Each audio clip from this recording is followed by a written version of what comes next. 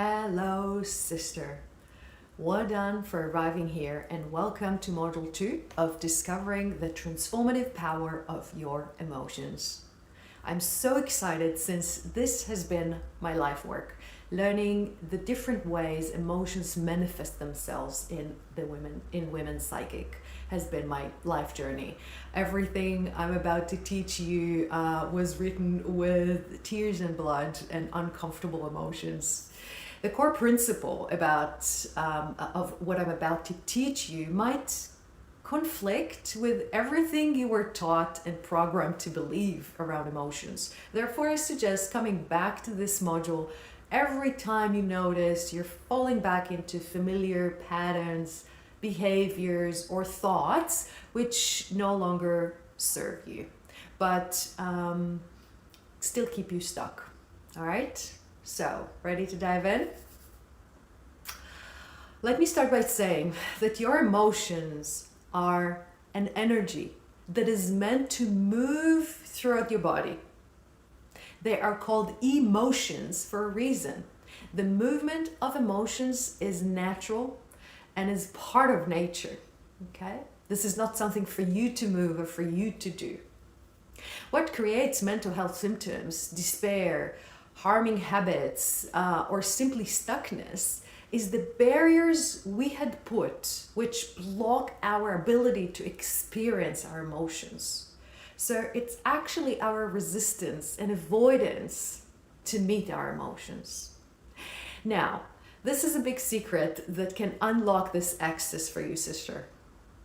We all operate unconscious tricks to move away from feeling uncomfortable sensations of our emotions in our bodies. And we're very much educated and brainwashed around that in our culture, starting with endless scrolling on social media, dating apps, online shopping, too many drinks, sleeping, eating, rationalizing, even changing subject in the conversation can be one of those tricks we operate to move away from uncomfortable emotions. Our culture conditioned boys and girls to disconnect from their emotions, telling us it's not appropriate, it's not polite, it's not good for us, it's not positive, and certainly not being taught how to feel our emotions, right? This should have been taught at school. Now, as we're facing a pandemic of despair, lack of purpose, and connection, this is necessary more than ever. It's time to undo this discomfort around feeling that energy of our emotions in our bodies, okay?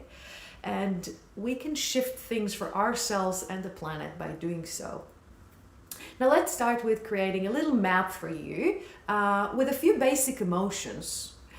You can start tracking today in your body, as well as unravel them.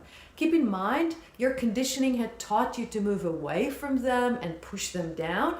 And what we're aiming to do is actually track them, notice them. So it requires slowing down and moving judgment to the waiting room because it no longer serves you. Okay, are you grabbing your phone as soon as you're feeling something coming up? Are you going to the fridge? Are you ordering Uber Eats when something is coming up?